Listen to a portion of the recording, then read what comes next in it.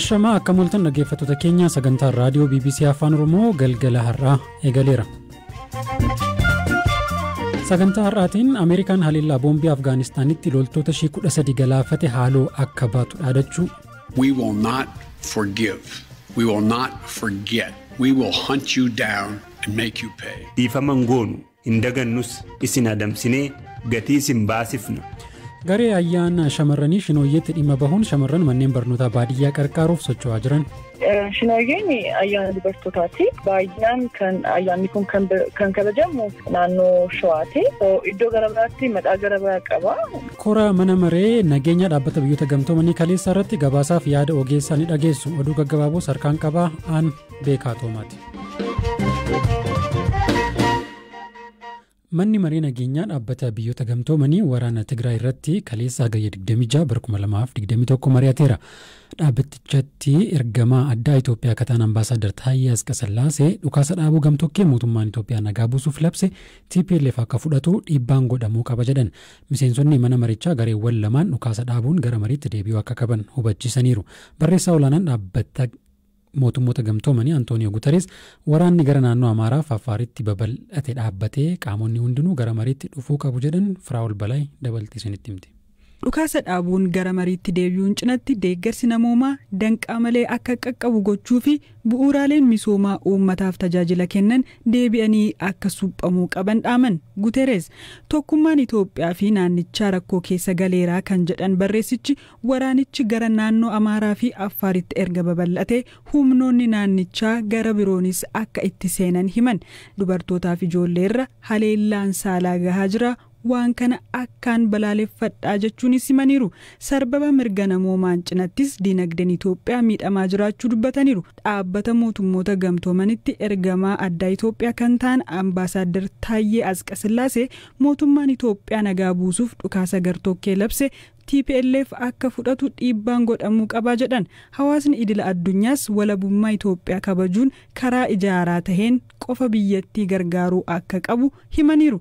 Bu'uuraalee misoomaa akka ibsaa fi bilbilaa ilaalchisee tajaajila eegaluu kan danda'an nagaa fi seerri yoo kabajame qofadha jedhan. Walgahicha irratti haalicha ukukkubsuu fi hiika siyaasaa itti kennuun ejjennoo mootummaa Itoophiyaa kan hin jijjiirre ta'us himan. Biyyoonni miseensaa mana maree kanaa kanneen akka Ameerikaa, Indiyaa, Keeniyaa, Chaayinaa fi Raashiyaan gareewwan lamaan dhukaasa dhaabanii mariitti akka deebi'an deeggarsi namoomaa warreen miidhamaniif keessumaa dubartootaaf daa'immaniif akka qaqqabuuf karaan akka banamu gaafataniiru. Kana malees qoqqobbii Itoophiyaa irra kaa'ame kan balaaleffatanis jiru. Eeritiraan waraana Itoophiyaa keessatti mudate itti caalchisuu keessatti qooda olaanaa qabaachuu kan himan bakka bu'aan Ameerikaa waliigaltee dhukaasa dhaabuu gochuuf danqaa ta'uu himaniiru. Sarbama mirga namoomaa raawwachuun kan himatan bakka bu'ichi gidduu kana Itamaajoor Shumii waraana Eertiraa irratti qoqqobbii Ameerikaan dabarsitee yaadachiisanii ammas osoo tarkaanfii biraan hin fudhatamin ariitiin loltoota ishee Itoophiyaa keessaa akka baasuu qabdu himan. Keeniyaa bakka bu'uun yaada kan dhiyeessan immoo waliigalteedhaaf daandiin akka banamuuf manni maree biyyattii TPLF shororkeessaadha jechuun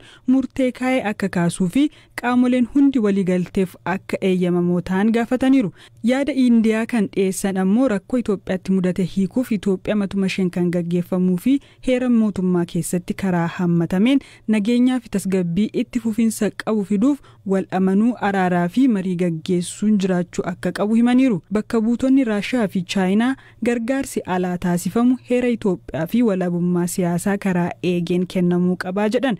Qoqqobbii Itoophiyaa irra kaa'ames balaaleffachuun rakkoo hammeessa malee hin furus jedhaniiru. Manni maree nageenyaa dhaabbata biyyoota gamtoomanii dhimma waraana Tigraay irratti irra deddeebiin mari'ateera. Mariin amma duraa manni marichaa godhe dhiibbaa akkamii uume ammoo maaliif yaada murtii irra gahuun dadhabame? Xiinxalaa siyaasaa fi dhimma nageenyaa gaanfa Afrikaaf jiddugaleessa bahaa kataan Abdurrahiim Saayid Abu Hashim kana jedhu.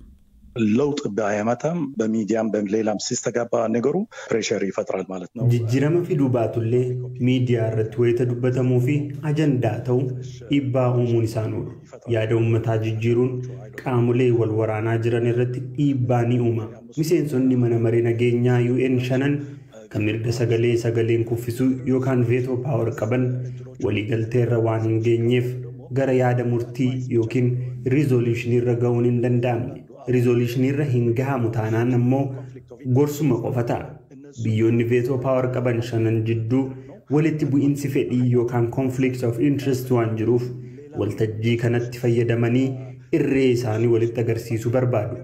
Jalqaba biyyootni kun kopha kophaatti wal amansiisuu hin danda'an yoo ta'e rakkinichi ittuma fufa. Kun ammoo bu'aa humaatuu hin qabaatu. አንዱን እስኪያሸንፍ ይሄ ደግሞ ነው ዚሮ ሳም ጌም የሚሉት።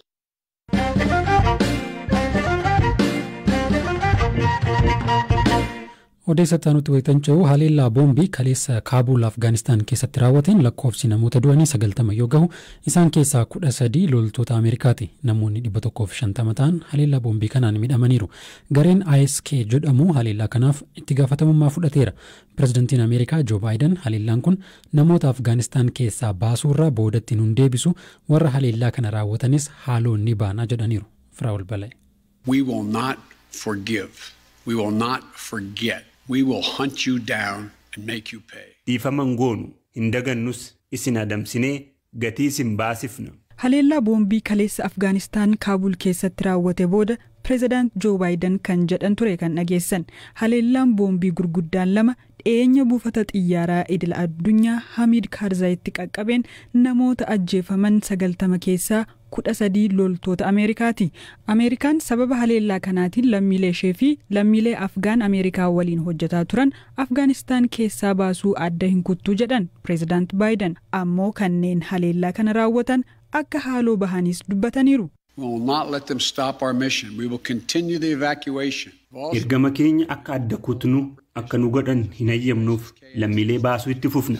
Hoggantootaa fi buufataalee garee ISK irratti tarkaanfii fudhachuuf karoora akka baasan ajajoota koof dirqama kenneera. Yeroo fi bakka filannetti akka nuti filannetti deebii humnaa fi qiyyaafannaa isaa eeggate ni kennina. Wanti isin beekuu qabdan gareen shororkeessaa IS kun hin injifatu. Here's what you need to know. These ISIS terrorists will not win. Haleellaa kana raawwachuu amanuun itti gaafatamummaa kan fudhate gareen ISK yookiin Islamic State ki Khorasan jedhamu damee IS Afgaanistaan keessa socho'udha. Gareen kun jihadistoota Afgaanistaan keessa socho'an hunda caalaa hamaa ta'uutu himama. Amajjii 2015 wayita IS Iraaqii fi Siiriyaa keessatti olaantummaa qabaataa turetti kan hundeeffame garichi hooggansi isaa gamtaa waraana Ameerikaan durfamuun rukutamuun bittinfamee ture.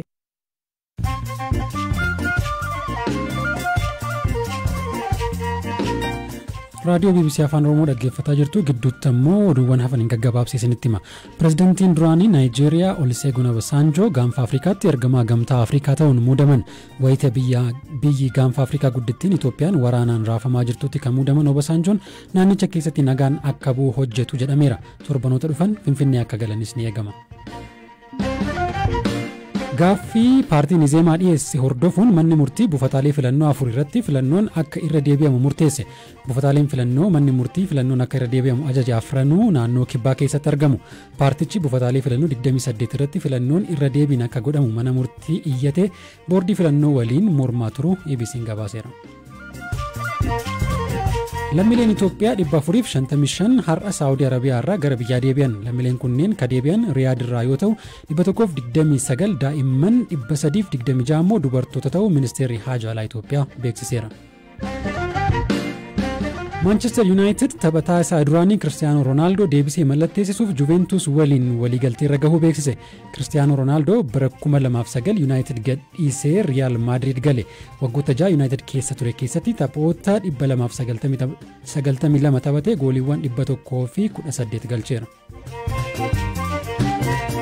Saayintistoonni Masrii hambaa gosa qurxummii weel jedhamu kan luka 4 qabuu fi waggoota miliyoona 43 dura jiraachaa ture argatan. Hojjaa meetira 3 fi ulfaatina kiloogiraama 600 qaba jedhamee kan tilmaamamu qurxummiin kun mangaagaa cimaa ittiin adamsee qabachuuf gargaaru qaba ture jedhame. Qurxummichi lafarraa fi bishaan keessas akka jiraachaa danda'a ture himameera. Oduun isaanuma kana.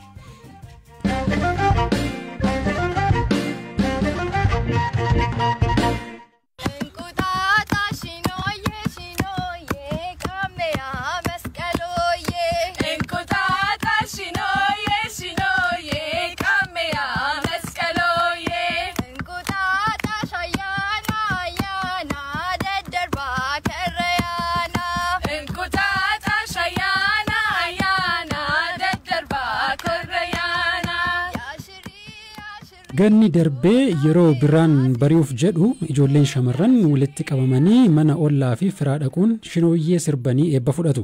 Tibban ammoo hiriyoonni miidiyaa hawaasaa irratti wal beekan aadaa kana akka hin irraanfatamne gochuurrayyuu barattoota dubaraa manneen barnootaa baadiyyaarra jiraniif paadii yookiin mi'a qulqullinaa laguuttiin eeggatan walitti qabuuf itti fayyadamaa jiru. Firaa'ol Balaay qindeessituu garee kanaa Eemii Kabbada dubbifteetti. Shinooyyeen ayyaana dubartootaati. Baay'inaan kan ayyaanni kun kan kabajamu naannoo Shawaati. Iddoo gara biraatti maqaa gara biraa qaba. Adda addaa qaba. Iddoo tokko shinooyyee jedhama. Iddoo tokkotti qunii buqqisaa jedhama. Iddoo tokkotti aseesaa jedhama. So basically akka maqaatti kan qabne shinooyyeedhaani. Ayyaana kan kabajan shamarran hin heerumneedha. Shamarran kun hiriyoota jaraa walitti qabamanii mana firaatti mana ollaatti deemanii sirbanii taphatanii birraa barriisaa waggaa haaraan dhufuusaa labsanii taphatanii galu. Akkamiin yaaddanii maalidha kaayyoonsa? Kaayyoonsaa inni tokkoffaa aadaansaa akka hin bannee fi aadaansaa akka beekamuu fi kaayyoon inni lammaffaa fi inni guddaan immoo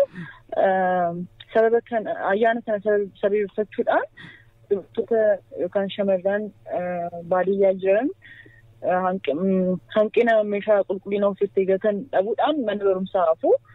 So nu dubartoota nu magaala keessa jiraanna. So ayyaana kana kabajnee hiriyoota keenyarraa firarraa meeshaa kana sassaabnee yoo mana barumsaaf kennine ijoolleen kun hanqina meeshaa qulqullina ofitti eeggan dhabuudhaan mana barumsaa naafwannu jennee yaadne. So muuvimentii akkanaa jalqabne akka gaariitti deemaa jira. Namoonni baay'ee bilbilanii dooneet gochaa jiru. Tole, kanaaf kan isin walitti sassaabdan qarshiidha moo moodeesima sinii kennu moo akkamittiin walitti sassaabaa jirtu wanta funaantan kana? So amma kan yaadne ijoollee tiimii walitti fidnee ijoollee sooshaal miidiyaa irratti aktiivii ta'anii idduma piriiseetii gooneetti deemanii taphatanii namootarraa in kind qarshii fudhachaa jiru. In kind furannaa akka qopheessanii nu eeganiif itti himna. Gaafa ijoolleen kun deemanii sirbanii taphatan meeshaa moodeesii miiccamuu ta'uu danda'a. Moodeesuma isa reegulaarii ta'uu danda'a. Isa bitanii qopheessanii nu eegu. Ijoolleen kun sirbanii taphatanii riitarni isa fudhatanii deebi'u jechuudha. Inni lamaffaan immoo sooshaal miidiyaa irratti hiriyoota keenya namni tokko akkasumas nama kudhan irraa kaartoonii tokkos ta'uu danda'a, kaartoonii lamas ta'uu danda'a. Sassaabanii akka nuuf fidaniif akka kaampeenii wayii gochuu barbaanna. Kanas gochuuf qophii xumurreerra. Haga yoonaatti torbee darbee waan jalqabee natti fakkaata waan kuni hagam sassaabdanii waliigalatti immoo hammam walitti qabuu barbaadan mana barumsaa eessa jirutti ammoo kan kennuu barbaadan waan kana? Ammammaatti namoota biyya alaa jiraatan qarshii wayii nu erganii moodeesii miidhamuu binnee jirra. Kan amma 20,000 tilmaamama. Moodeesiin tokko birrii 220 gurgurama inni miidhamu jechuudha. So inni at least waggaa 2 dubartii tokkoof hin fayyada. Kan yaadne mana barumsaa 2 yookaan 3 naannoo Amboo irratti kennuu yaadne mana barumsaa sadarkaa tokkoffaati. Kabajamtoota dhaggeeffattoota keenya sagantaan keenya har'a asuma irratti goolabamaa odeeffannoowwan dabalataa marsariitii keenya www.bbc.com afaan oromoo akkasumas fuula feesbuukii keenya BBC News afaan oromoo irraa argachuu dandeessu. Sagantaa torban kanaa ka qopheessite Firaa'ol Balaay turte gama teeknikaan Deevis Masaaroo kan isinii dhiyeessaa ture immoo an beekaa Toomaatii torban nama biraatiin sagantaa biraan walitti deebina horaa bulaa.